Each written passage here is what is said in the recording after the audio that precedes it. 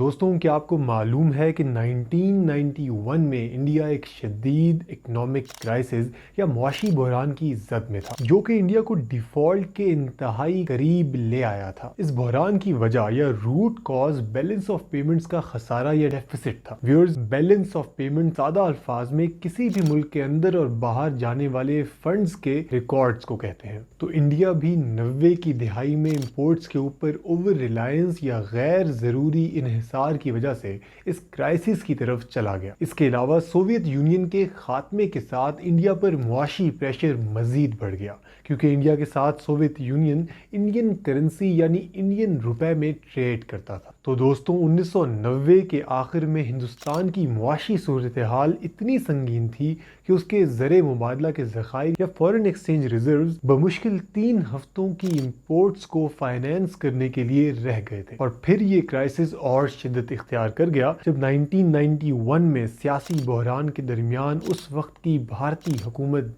गिर गई और फिर इलेक्शन कैंपेन के दौरान 21 मई 1991 को साबिक प्राइम मिनिस्टर राजीव गांधी का कत्ल हो गया। जून 1991 के इलेक्शंस के नतीजे में कांग्रेस के पीवी नरसिम्हा राव ने नए वजीर आजम का हलफ लिया। ये पहली मर्तबा था जब कांग्रेस की किसी हुकूमत को लोकसभा में अक्सरियत या मेजॉरिटी तक हासिल नहीं। इस सारी सूरत हाल में वजीर आजम पीवी नरसिम्हा राव ने सबको उस वक्त हैरान कर दिया जब उन्होंने अपनी कैबिनेट की हलफ बर्दारी तकरीब में मनमोहन सिंह को बतौर फाइनेंस मिनिस्टर शामिल किया। दोस्तों, इस क्राइसिस के जवाब में उस वक्त के प्राइम मिनिस्टर पीवी राव और फाइनेंस मिनिस्टर मनमोहन सिंह ने अगले 2 महीनों में वॉर फुटिंग्स पर कई ऐसे इकदाम कर दिए जिससे इंडिया में इकोनॉमिक लिबरलाइजेशन का आगाज हुआ। मनमोहन सिंह की इन पॉलिसीज और रिफॉर्म्स पर बात करने से पहले ये समझना जरूरी है कि इंडिया का 1991 का ये क्राइसिस कितना शदीद और संगीन था और कैसे इंडिया डिफॉल्ट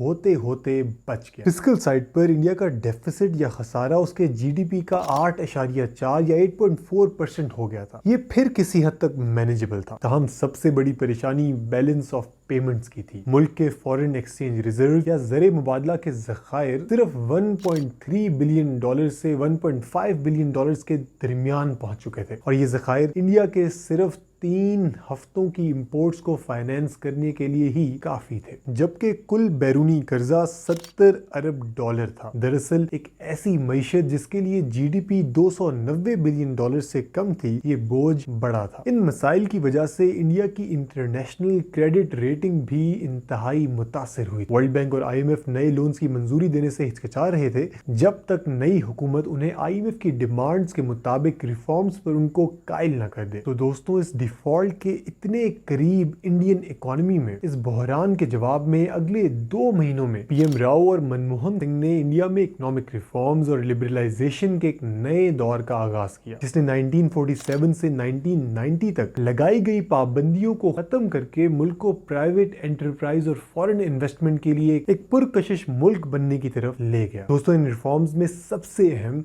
लाइसेंस राज से छुटकारा हासिल करना था। लाइसेंसेस और रेगुलेशंस का ये सिस्टम पार्टीशन से लेकर अब तक इंडिया में प्राइवेट बिजनेसेस के शुरू होने में बड़ी रुकावट थी। बहुत पुरानी बात नहीं जब हमारे देश में लाइसेंस परमिट का राज था। हमारा देश एक बंद अर्थव्यवस्था था जहां से बाहर निकलने की शुरुआत हुई 1991 में।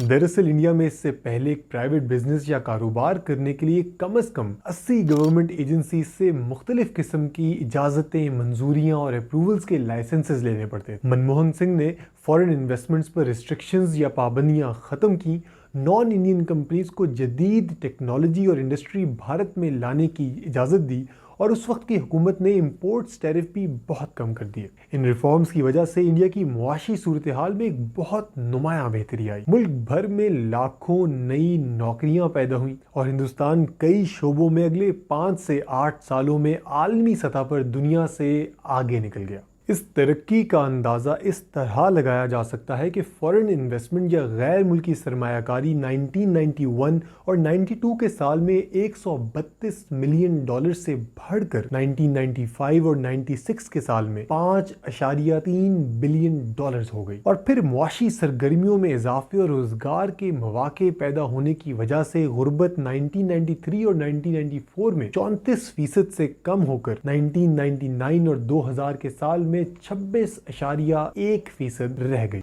इस तरक्की पर एक तनकीद ये की जा सकती है कि इन रिफॉर्म्स का मुल्क के तमाम इलाकों को यकसा तौर पर फायदा नहीं पहुंचा। जैसा कि अर्बन सेंटर्स या शहरी इलाकों में रहने वालों ने दही इलाकों में रहने वालों से ज्यादा तरक्की देखी। बहरहाल पीएम राव और मनमोहन सिंह की हुकूमत ने बिलाशुबा लाखों लोगों के लिए मुआशी इम्कानात को बेहतर कर दिया और इंडिया को डिफॉल्ट के खतरे से भी बचा लिया। तो दोस्तों, 1991 की इस्लाहात हिंदुस्तान के लिए एक अहम मोड़ था। ये रिफॉर्म्स सिर्फ उस वक्त के डिफॉल्ट के खतरे से बचने के लिए इंट्रोड्यूस या मुतारिफ करवाए गए थे, लेकिन इनकी कामयाबी देखते हुए आने वाली तमाम सियासी हुकूमतों ने इन रिफॉर्म्स को जारी रखा।